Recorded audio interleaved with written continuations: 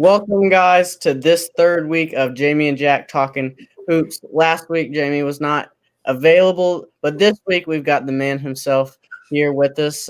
He's available on this great Monday night, and to be honest, Monday nights with JV basketball season rolling around for me, Monday nights maybe the move. So I'm glad that we could both make it this week. And how you doing? And how was this week of hoops for you?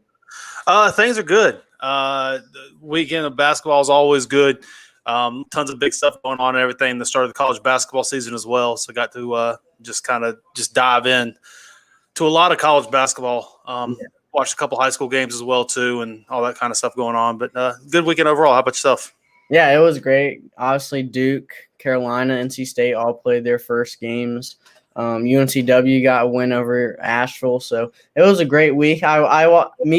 Myself, being a little Tar Heels fan, I watched the UNC game a lot. They struggled towards the beginning. Garrison Brooks didn't really have his best game, but the player that I was most intrigued by was Dayron. I thought he had a great game. He brought the energy to both sides of the court and both sides of rebounds, offense and defense. Obviously, you got to see him play a lot in high school. Now being a freshman in high school and a freshman in college, what are you looking at for him in his college career and then moving on to pros? Oh, can you hear me now?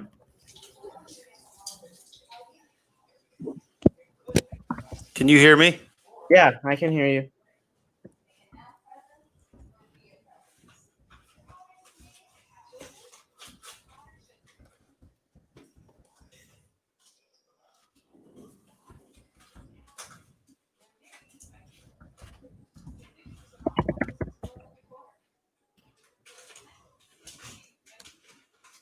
Um,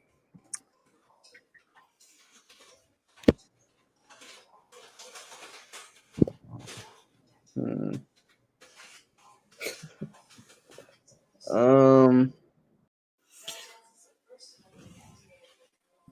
Can you hear me now? No? I wonder if this is on me. I wonder if it's my computer that's messing up. See how good cam mic. Can you hear me now? Yeah, I got you now. Okay, we're back. So yeah, I like we were talking about Dayron Sharp. He had a great freshman game, first game in the Tar Heels. You got to see him play in high school. What were your thoughts in high school and how he's going to continue in his basketball career? Well, Dayron was an interesting one. First time I saw him was in middle school. Came to our middle school camp and everything. He was about 6'6" at the time, I believe, in 8th grade. He was skilled in everything. He's just kind of a grown man that's able to play, to play tough, to play with touch and all that type of stuff as well. Talking after the fact with some College of Charleston players as well, they said that Dayron Sharp was by far the biggest force that UNC had on their team. It's interesting to see. It's going to be fun to watch how he continues to progress forward, what he's able to do. He seems to have a knack to get the basketball, rebounding, and all that type of stuff, finding positive plays on the floor. Him coming off the bench and everything too. It'll be interesting to see how long that lasts and everything. But no, just unbelievably hard worker and just a great kid, very humble, great kid. Yeah, and played at South Central, transferred to Montverde for his last year. And like you said, they have Armando and Garrison starting ahead of him. And then also Caleb Love and RJ Davis had good games. I think that's going to be an interesting duo. Caleb Love, kind of more expected to be a one-and-done guy. He was a top 10, top 15 prospect coming out of high school. And then RJ Davis, who is more of like a top 40 guy for Carolina. I think that was a really underrated pickup for them. He could be somebody there that stays there for 3 to 4 years. So those three guys really impressed me. Puck Johnson, Walker Kessler only got cleared a week before the game, so he didn't really practice with the team that much, so he didn't really get that many minutes. But that freshman class, and then to go along, Garrison Brooks is obviously going to pick it up. He's he's going to be a contender for Player of the Year for all of college basketball. So they play at 7:00 tonight against UNLV and the beginning of the Maui Classic. So that's going to be a big game for them. That if they can win that whole tournament, I think the team that they're really worried about, Texas, only beat who were they only beat Davidson by 2 points. So that's going to be a great tournament for them. So moving on to the next team, Duke. They played. I'm gonna mess this up. Coppin State. Coppin State. There we go. Yeah, Coppin State. So they only won by 10 points, 12 points, but I think the name that everybody was looking at was Jalen Johnson, who had 19 points, 19 rebounds. Watching that game, what were your thoughts on Duke and how they're going to look going into the season? Well, Duke's got an interesting construct for their lineup. They don't have any Goldwire is going to be their point guard, obviously, as he started. You got DJ Stewart coming in a little bit, and then the guard from Paul VI as well. But they don't have a definite surefire point guard. And then most of their talent is all kind of in that same position. The 2 through 4 position, they have about 5 or 6 different guys who can play. All right there, Matthew Hurt. You have Jamin Brakefield and Jalen Johnson and Wendell Moore and Joey Baker. And, most of the talent lies within those positions on the floor. So it'll be interesting to see how they divvy up the minutes. This past against Coppin State, they put Matthew Hurt at the 5, started him there. And, that provided great looks. That provided an interesting thing for him because Hurt can stretch the floor a little bit, shoot it. He plays, 6'9", hustles, 25 pounds over the summer and everything. But Jalen Johnson's one that I think I wrote about it actually on the, on the NC Preps website is one that I didn't think was getting enough attention leading into it. I mean, coming in, he's a definite top 5 or 10 type of prospect, 6'9", incredibly smooth, can handle the ball, can shoot the ball, can rebound the ball, as we all saw. I think he's going to be a big time performer. We talked about Day'Ron with UNC. Also, it's going to be interesting with UNC also to go back to that.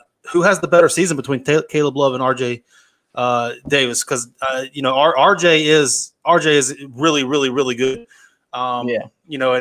He could end up actually having the better season between the two of them. But coming on this Duke team, I think identifying their best lineups is going to take a little bit of time. Mixing these teams together because, you kind of have, as we said, a tier of players that haven't really differentiated themselves, whether it be with experience or defense or offense or whatever the case, or just youth. There's a cluster of about 8 players that, need to divvy up as to who's the man, who's going into this role and define their roles. But the Duke team is incredibly talented. Yeah. And then moving on to the third big team, the NC State, they got a win over North Florida it was a blowout win. Jericho Holmes led the team in points with 17 points. And then I think a lot of the 2 guards coming out of high school, Cam Hayes and Shaquille Moore, is going to be interesting how they balance them out. They both came off the bench starting right now. Cam Hayes played 18 minutes, and he actually played really well, 6 for 8 from the field, 13 points. Shaquille didn't have his best game, but we know he's going to be a great 2-way player for them. And I think Jalen Gibson, who really he was a late pickup for them, he played a good 8 minutes for them. They're an interesting team. And then Wake Forest, my sister who goes to Wake Forest, we watched that game a little bit. They got a nice win. So those 2 teams, Wake Forest is not really expecting to have their best year after losing Sarr, who was basically their best player, and losing their second best player to Michigan. But NC State, going back to them, they're in an interesting spot. Obviously, usually being the little brother to UNC and Duke, always looking to pull that upset. What are you looking at this year? And then maybe being a few years away, what can they do in the future? So the 2 question marks that I have with for NC State this year is who's going to step up and play the point guard position, get the team in the sets, and do that Markel Johnson did so well last year. And 2, who's going to be the one to step up and make plays? It looked like Devin Daniels did a great job of that early on. I mean, he had 29, I believe, in the first game.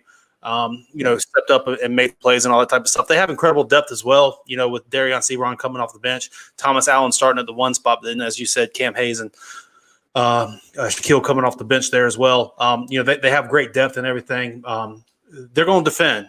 They have one of the premier rim protectors in the country with Manny Bates on the floor. Devin Daniels can defend up and down the lineup. Shaquille Moore can defend the ball. Cam Hayes had 4 steals in the first game as well, playing in the passing lanes and all that stuff too. So they're going to defend. It's just going to be a question of who's going to step up and make the shots. And they do have some shot makers on the team. As we mentioned before, Thomas Allen, who was a double-digit scorer at Nebraska before he transferred in. Yeah. And all that as well. Devin Daniels, Jared Cole Helms. The list goes on. But who's going to make shots and who's going to be the point guard? And, NC State could surprise some people this year.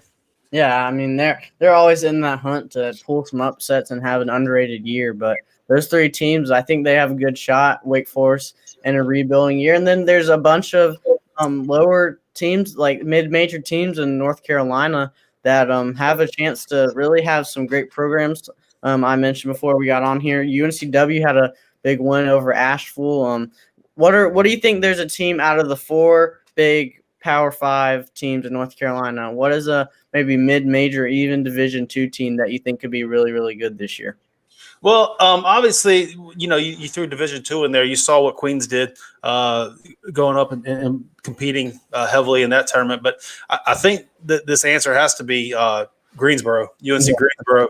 I think they have the team, they have the chemistry, they have the makeup of somebody who could, if it all comes together, make a run in the NCAA tournament if we get to it. They defend, they have great guard play, they have size. Hayden Koval had 5 blocks in the first half of their game. The 7-foot transfer who came in this year. They obviously have Isaiah Miller, who's all everything. He's won every accolade you could possibly win in the Southern Conference. They got shot making. Derica Williams is now eligible as well. The Langleys, they're both healthy and back. And, the list just goes on. A player, Caleb Hunter, took a huge step over the summer. They're expecting big things from him this year too. So I think Greensboro's primed to creep into possibly being one of the top 4 teams in the state. Yeah, especially Wake Forest having a down year. I mean, they have proved, and I think going into the season, really people thought UNCG would have a big year this year. Because Greensboro played NC State last year, and Markel Johnson had a buzzer beater. They were up by 2, and Markel Johnson had a half-court buzzer beater by 1 point last year. Yeah, I mean, UNCG is really, I think, like you said, they could maybe pull an upset as like a 10 or 9 seed in the tournament and make a run a few rounds. So they're a really good team to watch. Moving on to high school basketball, it was kind of a down week with Thanksgiving towards the end of the week, but we had the holiday hoopsgiving down in Georgia. We had 3 North Carolina teams play. Carmel Christian went 1-1 with a loss to Pebblebrook. Liberty Heights won their game, and then Lake Norman Christian, probably the game of the tournament, lost to Kell High School, led by Scoot Henderson. That was a huge game. But let's talk about the other 2 teams first. Carmel Christian really surprised me this month. They have arguably been one of the best defensive teams in the state. Ben Burnham, and according to Max Reps, he's averaging like 24 and 11 per game, and then obviously Justin Taylor, who is a bucket getter. So those two players have really been leading them to arguably a top 7, 6, 5 team in the state. What do you think Carmel Christian is going to do going into December, or make a run, or maybe take a step back? Well, I think you hit the nail on the head there. Ben Burnham just continues to improve. I remember before he transferred to Carmel Christian, who was at Nations Ford High School in South Carolina. He was always athletic and long, but now over the last 2 years with the reclass and now the last 2 years of growth, he's just turned into a consistent, productive force. His motor and everything just makes plays and all that. Justin Taylor is a scoring guard. I think a big breakout this weekend, though, was Cade Tyson, Hunter Tyson's little brother. He averaged like 20 and 8 last year, and transferred into Carmel Christian. I know he went for, I believe, 21 and 10 or something in one of the games, and then had 14 and 5 in the other game. As a 6'7" wing, if he can step up and make some shots and do all that, rebound a little bit, and everything, this Carmel Christian team is as talented as any private school team, any NCISAA team in the state. Their starting 5 is really good when you add Luke Krawcheck and Glenn Bynum to the mix as well with those 5. That starting 5 can play with any 5 in the state. If there are other guys come in off the bench a little bit, they got a little bit of size, they got a little bit of guard play and all that type of stuff coming off the bench. But if they're 8, the back 3 of their 8 can make plays. Their 5 can play with anybody. Yeah, I think going into the season, we knew that duo of Justin Taylor and Ben, but that third option who could really step up and make some buckets when they need some, when the other 2 weren't really hitting their shots, that was going to be big for them. And, I mean, that 4A, there's really 3 teams right there. Greensboro Day, who's yet to still play their first game. Cannon, who's undefeated. I think they only beat Ravenscroft by 2 points, but Ravenscroft isn't going to be that bad this year. And then, obviously, Carmel. So those 3 teams are probably going to be the 3 that are looking at for the 4A. Greensboro Day. Those things that you mentioned, man, I'm kind of stuck in between what game I want to go to tomorrow night because Burlington School's playing Ravenscroft, and then Greensboro Day also has their opening game tomorrow night too. So I'm kind of stuck in between which game I want to go to. Yeah, I think Greensboro. It's gonna be interesting with Greensboro Day. I think people are just like, I don't know. They think since Brock is gone and McCorkle and obviously Cam Hayes, now that they're gone, they think they aren't gonna be that good. But with all these transfers that they've got some shooters and Tyler Lundblade is really good. He's so good, and people are just not talking about him because to be honest, they just don't know who he is yet. Yeah. Jaden Young is going to take a step up, obviously, only being a freshman last year. So they're going to be really, really good. Obviously, like you said, they play their first game tomorrow night. And then, Freddie makes sure they have a great schedule. So we're going to see how good they are. Cannon, who'd you say? You were saying Ravenscroft. Ravenscroft and Burlington School. I've heard the kid Comey for Ravenscroft has been playing unbelievable with them. So it's going to be it would be interesting to see how they look against the Burlington School, who's such a good team after having that heartbreaking loss to to Lake Norman. But they'll bounce. Those 2 teams were 2 of the top teams in the state. Burlington is still looking to probably be the favorite for their state championship. So that's gonna be a really good game. And then Friday night, I was looking at a game to go to Friday night around my area.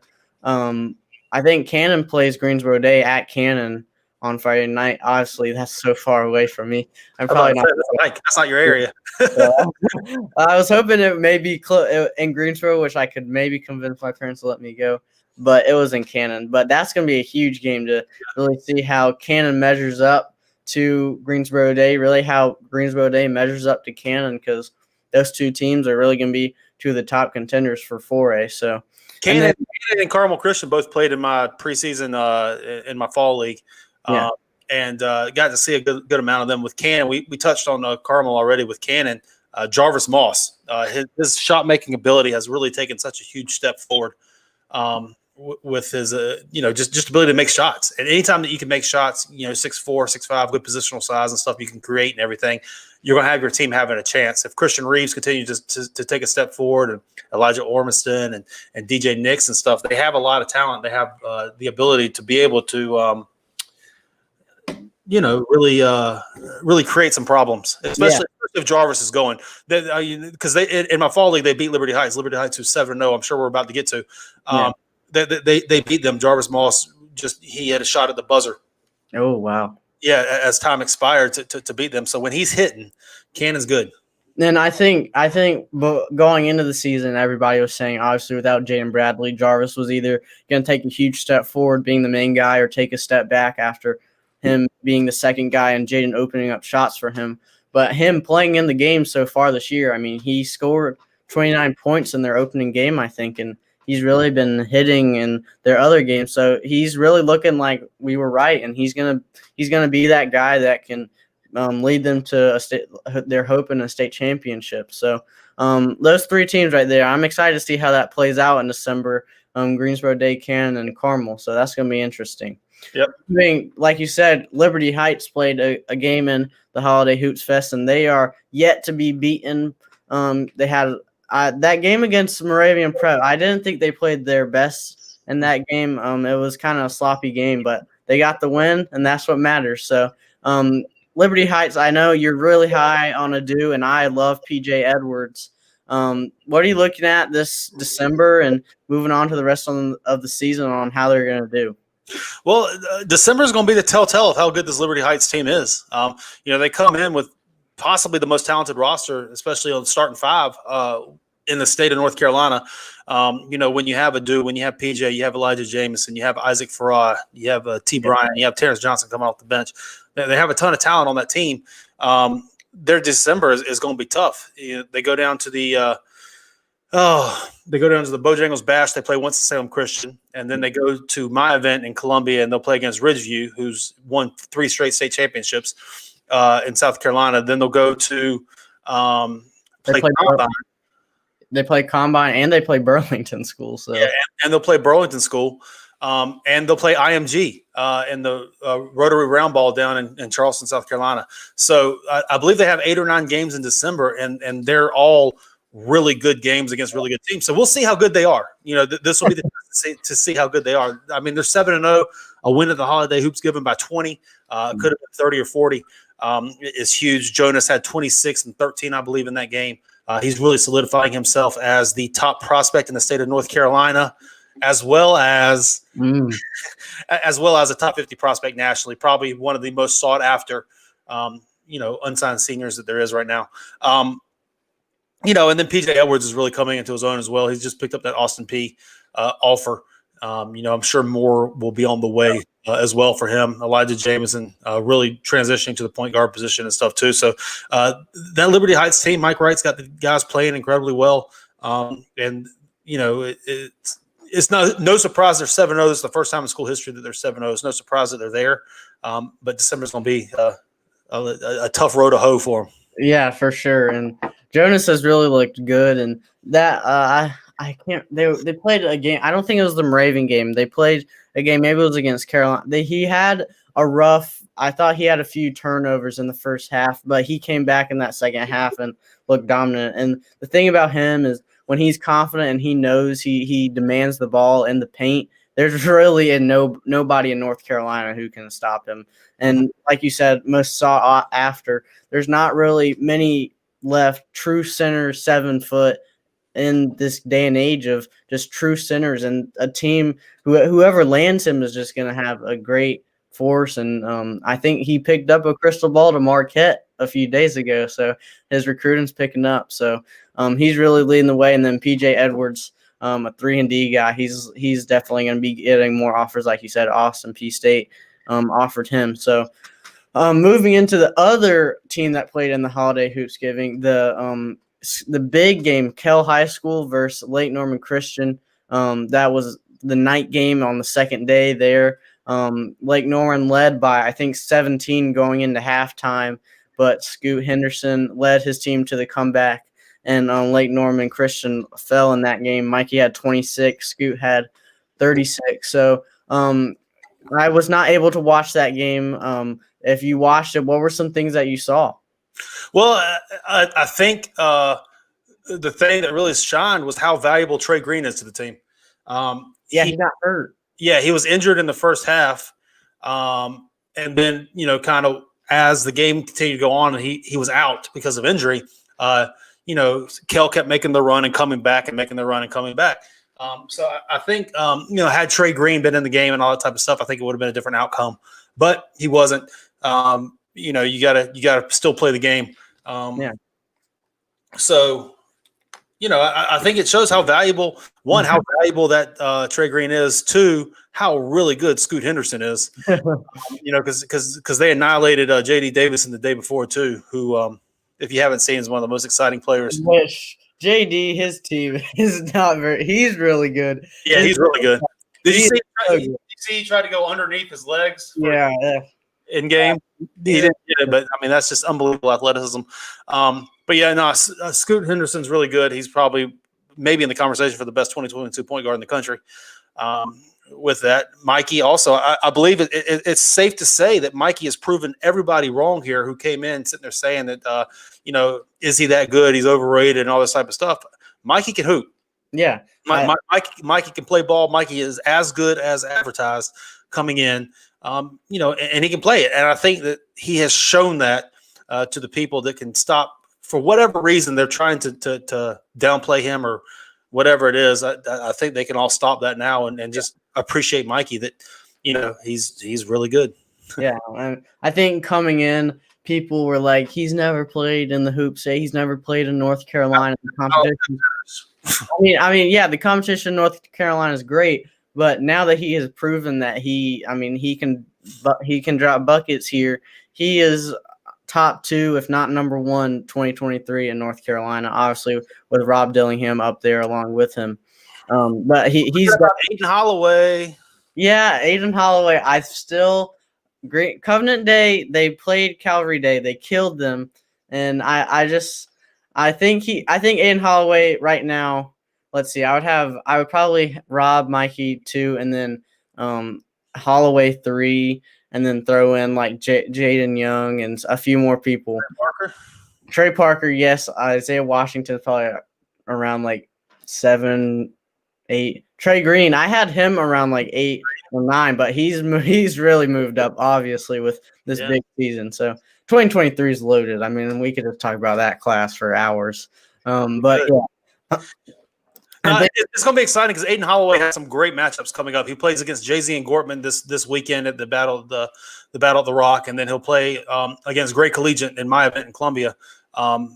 December the 18th, he'll play against Gray Collegiate, who's 2-time defending state champion. They have a guard going to one to A&T and one to Maryland, Missouri, Kansas City, UMKC, and then a big on stuff. So it'll be great matchups to show, and I'll be interested to see where Aiden Holloway comes out on the other side. Oh, for sure. I mean, he's one of the most smooth players. His offensive game is just so smooth, and it really is one of the best in North Carolina, regardless of class. So that's really going to be interesting to look at.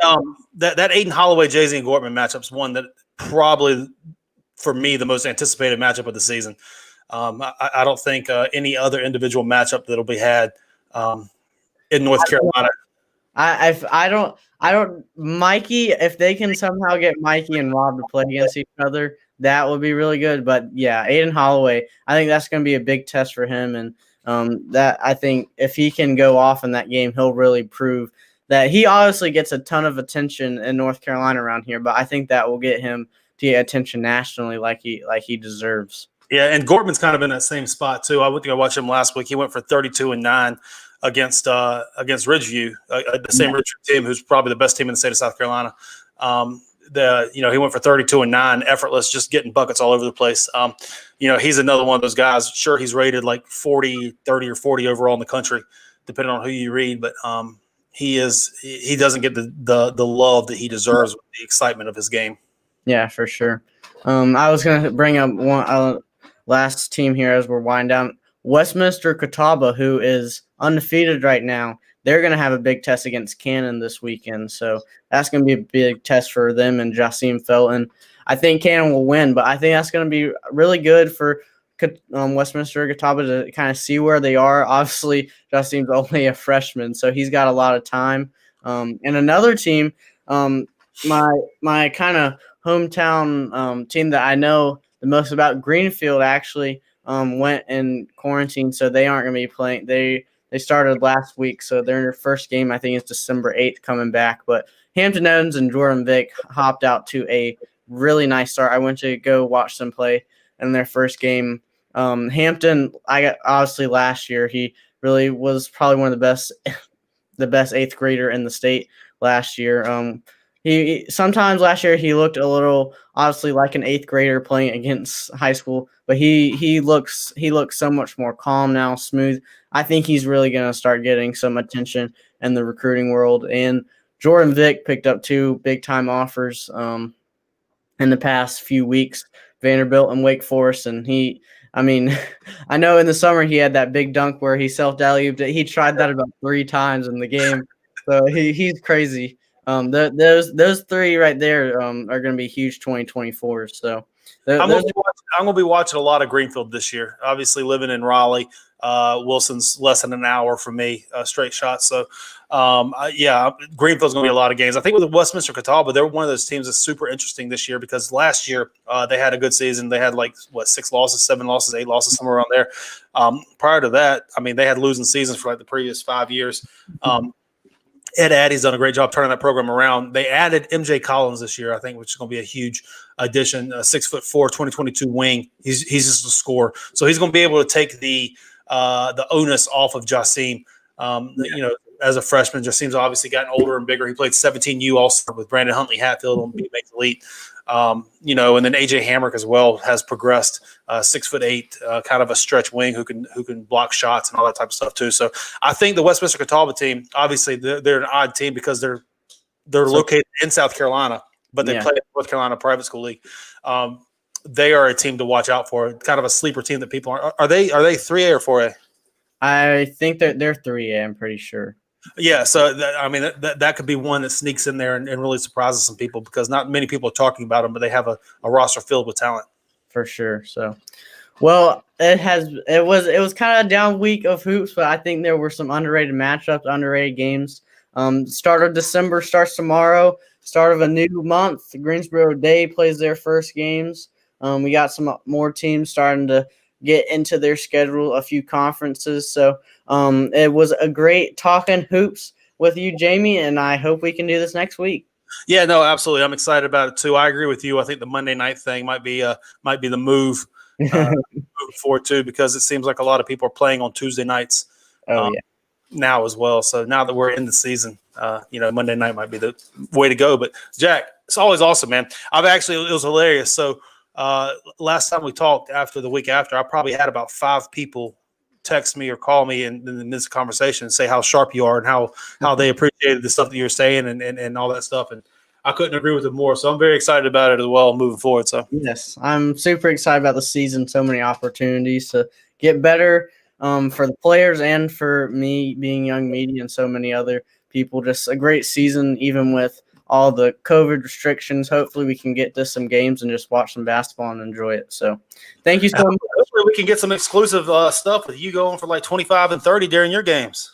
Oh my gosh, I will be Richlands High School JV basketball. I think we start tryouts not this week, but the week after. So there we go. Jack Leary, the baller. Yes. So, all right. Thank you guys so much for tuning in, and catch us next week, Monday night at 6:00. Thank you.